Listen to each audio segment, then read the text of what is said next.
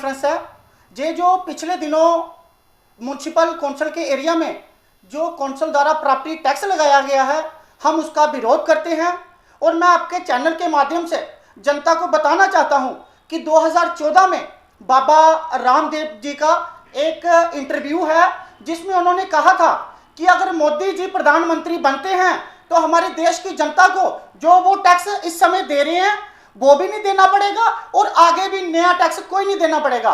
मगर मैं बताना चाहता हूं कि जब से भारतीय जनता पार्टी की सरकार केंद्र में बनी है और हमारे राज्य में गवर्नर के माध्यम से चला रहे हैं, तब से लेकर इन्होंने सिर्फ और सिर्फ टैक्सों की बौछार की है। और इस कोरोना के दौरान जहां आम आदमी भुखमरी से मर रहा है, रोजगार के कोई साधन नहीं है, उस समय पहले उन्होंने टोल टैक्स लगाए पूरे जम्मू में और उसके बाद ये प्रॉपर्टी टैक्स लगा दिया। मैं आपको बताना चाहता हूं कि जनता, किसी ने अगर म्युनिसिपल काउंसिल में कोई अपनी अगर बिल्डिंग बनाता है, किसी ने लोन लेकर बिल्डिंग बनाई है, किसी ने कोई कर्ज लेकर बिल्डिंग बनाई है, उसमें भी ये सरकार कहती है कि हमने टैक्स लेना है। मैं कहता हूं कि लोग यहां आगे इतने परेशान हैं, पहले ही हमारे देश की जो हालत है बिल्कुल मंदी में है। सबसे पहले भारतीय जनता पार्टी ने जो नोटबंदी की उसका बहुत ज्यादा नुकसान हमारे देश को पड़ा।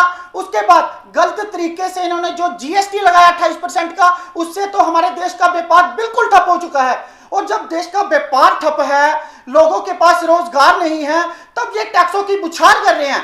मैं कहना चाहता हूं कि ये जो टैक्स है ये नामंजूर है, ये गलत तरीके से लगाया गया टैक्स है। हम इसका विरोध करते हैं और हम मांग करते हैं लेफ्टिनेंट गवर्नर जी से कि ये जो प्रॉपर्टी टैक्स का कानून इन्होंने निकाला है इसको फौरन तौर पर रद्द करें, नहीं तो जनता इसको बिल्कुल बर्दाश्त नहीं करेगी और इसके खिलाफ एक बड़ा आंदोलन करेगी। शुक्रिया। जय हिंद, जय भारत, जय डुग्गर।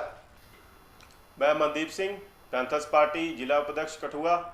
आज की जो हमारी प्रेस वार्ता है ये प्रॉपर्टी टैक्स के खिलाफ है और भारतीय जनता पार्टी की जो सरकार है इसके विरोध में है।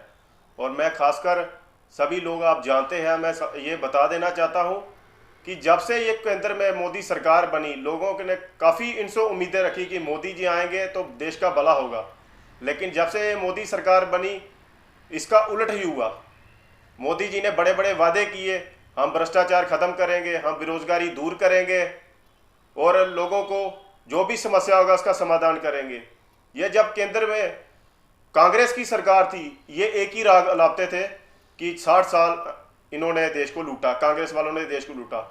मैं पूछना चाहता हूं कि उन्होंने तो 60 साल लूटा, आपने तो मात्र 6 साल में ही देश को वहां तक पहुंचा दिया जहां कोई उम्मीद नहीं कर सकता था। बेरोजगारी की मार लोगों पर इतनी बढ़ चुकी कि लोगों के पास काम का रोजगार ठप पड़े हुए हैं, लोगों के पास काम धंधे नहीं रहे। लोग इस हद तक आ चुके हैं कि यहाँ पर जम्मू कश्मीर जो हमारे डोगरों का राज्य था, इसकी डोगरों की आइडेंटिटी जो पूरे देश में मानी जाती थी, इन्होंने सरकार ने उस आइडेंटिटी को बिल्कुल ही ख़त्म कर दिया। और इस आइडेंटिटी ख़त्म कर रहे हैं। यहाँ पर जो हम बाहर राज्यों में देखते थे, यूपी सरकार, यूपी में रेप केस, ये बड़े बड़े क्राइम वारदातें होती थी, ये हमारे राज्य में होने शुरू हो गई है। तो मैं ये और जो इन्होंने प्रॉपर्टी टैक्स लगाया, लोगों ने अपनी मेहनत मजदूरी से घर बनाए, ये लोग उस पर भी प्रॉपर्टी टैक्स लगा रहे हैं। टोल टैक्स का आपने देखा कि जम्मू ये यूटी स्टेट इन्होंने बनाई और यहाँ पर यूटी में जहाँ भी आपने देखा कि यूटी में टोल नहीं होते, लेकिन इन्हें जम्मू शहर को यूटी में यहाँ टोलों का शहर बना दिया। रोड टैक्स ये लेते हैं, पेट्रोल का टैक्स ये लेते हैं, गाड़ियों पर टैक्स ये लेते हैं, हर तरह के टैक्स, गरीब जनता पर, बिजली पानी पर टैक्स, ये हर तरह से लोगों को मार दे रहे हैं।